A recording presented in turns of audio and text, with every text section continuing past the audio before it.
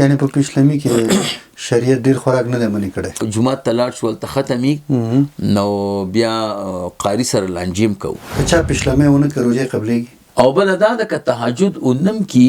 نو دغه پیشلمې خپل عبادت دی. دغه حالت کې روژې ته کم تاوان رسېږي او تیر شو نو روژې ماته ده. باید څه وخت بند شي؟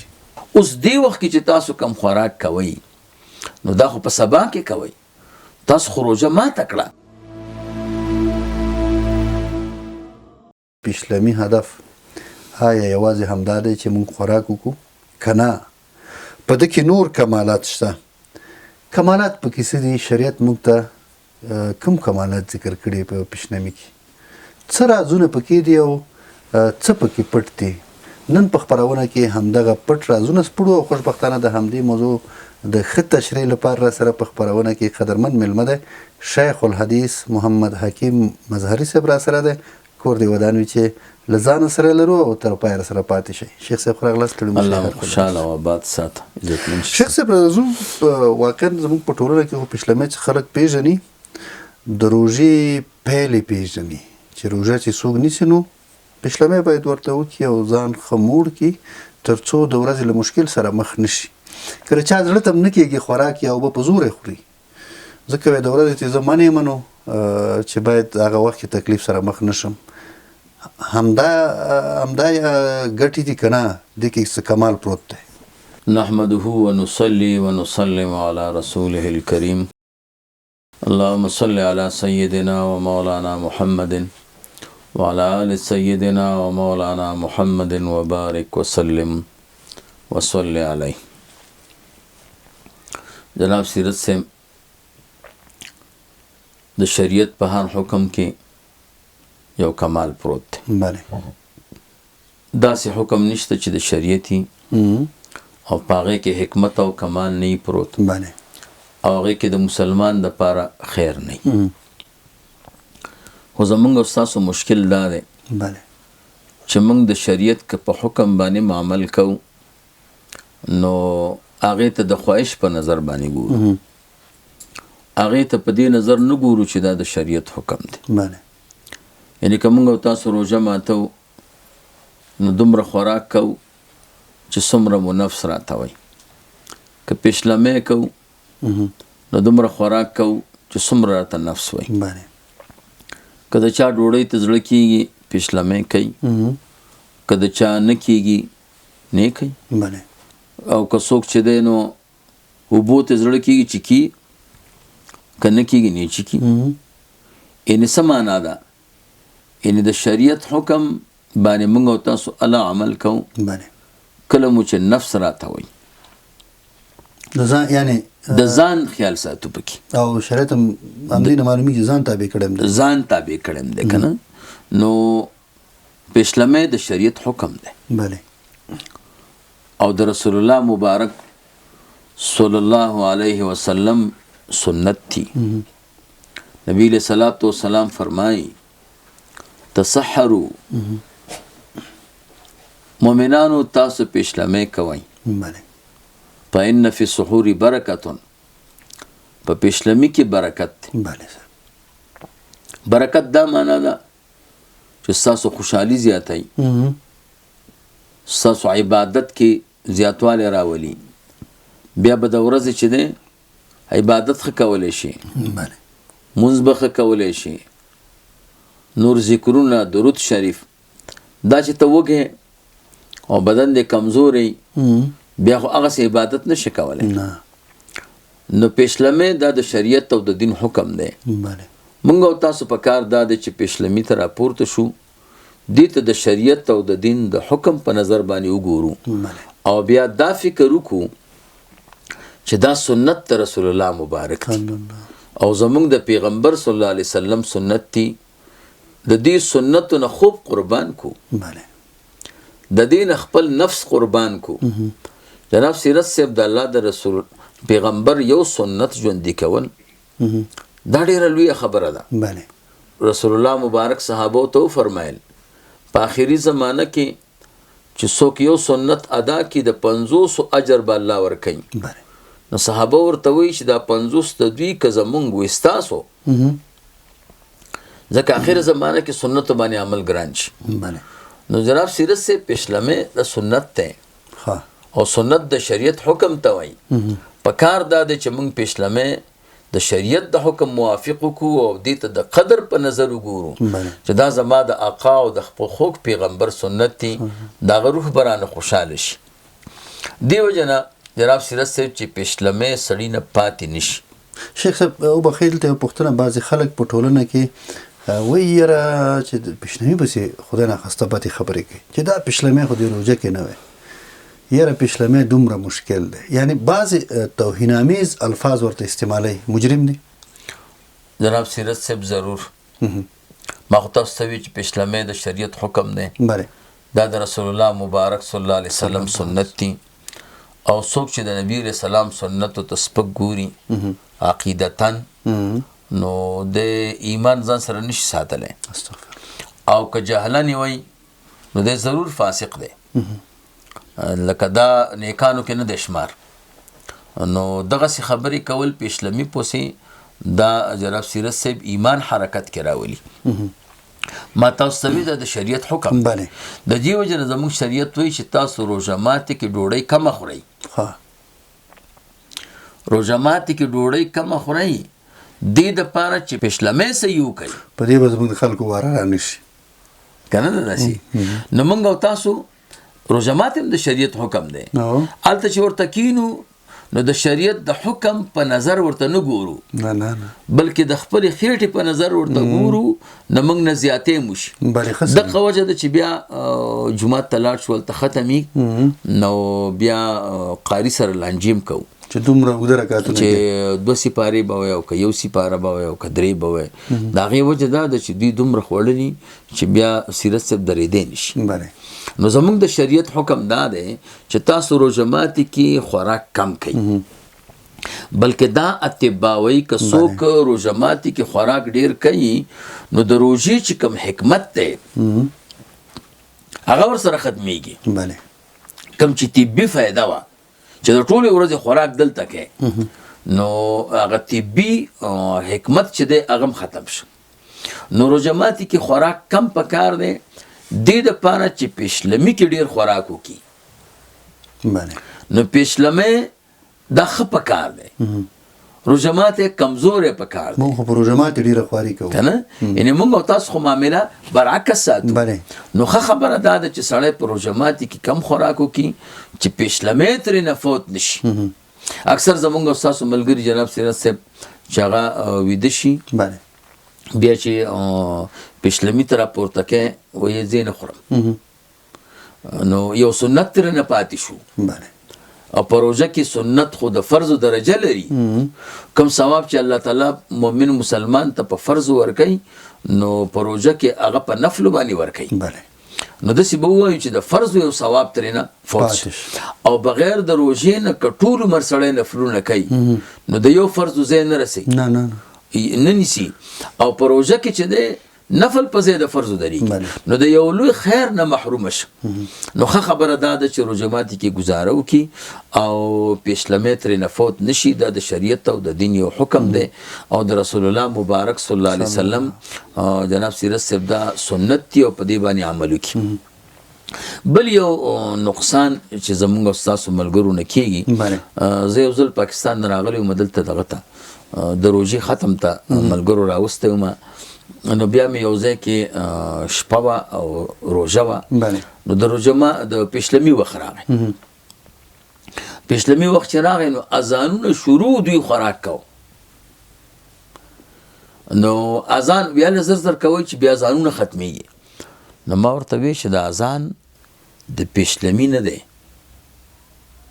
یو د رسول الله مبارک زمانه وه، هلته به پیشلمي دپاره تهجد دپاره جدا اذان کېدو او د سار د مونځ دپاره به جدا اذان کېدو. دلته خو یو اذان دی د سار دپاره. ما ورته وی چې دا اذان د پیشلمي او د تهجدو نه دی، د دې اذان مقصد دا دی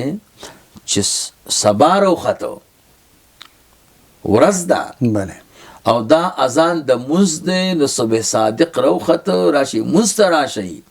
اوس دې وخت کې چې تاسو کم خوراک کوئ نو دا خو په سبا کې کوئ، تاسو خو روژه ماته کړه بله بلکې داسې هم پکې وو چې اذانونه به ختم شو نو خوراک به بند کو خو که یو ځای کې به اذان شروع شو نو وی زرو براکه چې بل اذان شروع شو آخري اذان ډیر مهمه پیشلمی کی فکر دی د ټولنه کې ډیر مهم او خصوصا په وړ کې چې روژه نو وړ کې زنا غلو نو الته به وبو چې کړي والکه روژه مو ماته شو جناب سیرت صاحب ډیر خلک چې دی هغه د پیشلمی په وجه باندې روژه خوري او هغه ترېنه ماته شي د هغې وجه دا ده چې هغوی د اذان په وخت کې اگر که اذان د پیشلمی دپاره نه دی اذان خو د سبا د مونځ دپاره دی اوس خو الحمدلله اسباب برابر دي او خلکو سره ساعتونه شته نو دې ساعتونو کې دا موږ سره تاسو سره چې الفجر ساعتونه دي په دې کې د وخت د وتلو وخت هم پکې شته او د داخلېدلو وخت هم پکې شته نو دا ملګري دي هغې ته ګوري او کم از کم 15 دقیقې چې وخت وتلو ته پاتې شي نو په پیشلمي کې احتیاط پکار دی چې مخکې بند کړي بله په روژه ماتي کې احتیاط دا دی چې 15 دقیقې وروسته روژه ماته کړي نو پیشلمي کې دا پکار دا دی چې مخکې بنده کړي نو پیشلمي اکثر د خلکو د روژې د ماتولو سبب وګرځي درېمه خبره دا ده چې پیشلمي کې لږ خوراک نه دی پکار بله ځکه لویه ورځ را روانه ده او د پیشلمي چې کوم مقصد دی چې هغه طاقت ته په عبادت باندې او طاقت ته په ذکر باندې هغه د لږ خوراک سره جناب سیرت صاحب هغه فوت کیږي او ډېر اوبه وڅښي یعنی په پیشلمي کې شریعت ډیر خوراک نه دی منع کړی نه بلکې ما خو تاسو ته د دې برعکس په روژه ماتي کې وایي چې کم خوراک کوئ او پیشلمي کې چې دی نو ډېر خوراک نه دی بند دې دپاره چې د راتلونکي ورځې دپاره فایدهناک شي بیا خاص کر جناب سیرت صاحب زما د تجربې او د دې سیوطي صاحب د طب د کتاب د وجې نه چې سړی په روژه کې شودي وڅښي که نور خوراک یې زړه ته هم نه کېږي نو دا بیا ډېره فایده کوي شودي د هغې وجه دا ده چې شودي چې دي دې کې کامله غذا ده بله او دې کې د هر خوراک یوه حصه موجوده ده رسول الله مبارک فرمایي چې چا شودي وچښلې هر خوراک چې وکړو نو دا سوال دی وکړي چې خدای نور نعمتونه راکړه خو شودو کې دی وایي چې د دې نه زیاتوالی وکړه ځکه شودو د پاسه بل نعمت نشته دې وجه نه ماشوم چې دنیا ته راشي نو دا خو د الله تعالی میلمه وي نو اول ورته الله شودي ورکوي اول ورته او جنت کې هم الله تعالی موږ تاسو ته شودي راکوي نو ښه خوراک چې دی نو هغه شودي دي نو دې سره د بدن قوت برابریږي او آینده چې کوم روژه نیسي نو هغه د دپاره بیا تاوان نه کوي نو پیشلمي دا د شریعت او د دین یو حکم دی او اتباع د سنت رسول الله مبارک ده خو موږ او تاسو په کار دا دی چې طبیعت ته ونه ګورو او خوراک که زړه ته مو نم کېږي چې وی کو د سنت په طریقه باندې که نور اسم نه رسول الله مبارک داسې فرمایي چې تاسو ته الله تعالی پیشلمي درکړی دی نو پیشلمي کوئ او که نور څه مو زړه ته نه کېږي نو خیر دی د اوبو یو غړپ کوئ نو چې هغه سنت پاتې نشي چې پکې داخليږي چې پکې داخل شي او کم برکتونه چې الله تعالی پیشلمي والا ته مقرر کړی دي چې کې تاسو محروم نه شئ او بل قیمتي خبر جناب سیرت صاحب دا ده چې پیشلمي خو د تهجد وخت دی بله نو او د تهجد وخت کې رسول الله مبارک فرمایي چې د الله تعالی شان سره څنګه لایق ده اسمان دنیوي ته راکوزیږي او خلقنا یو سلور سوال کوي او سلور اعلان ورته کوي بله چې څوک شته حاجتمند چې حاجت ورته پوره کم څوک ګناهګار شته چې ګناه ورته معاف کم څوک غریب شته چې رزق ورکم دا اعلانونه الله تعالی په خپل ذات مقدسه سره دی بندگانو ته کوي چې سړی پیشلمي کې راپورته شي نو ضرور مونځ به هم کوي تهجد هغه چې قیمتي شی دی چې تهجد ورته وایي نو هغه تهجد هم دی نه محروم کېږي بیا او بله دا ده که تهجد اونم کېږي نو دغه پیشلمي خپل عبادت دی خوراک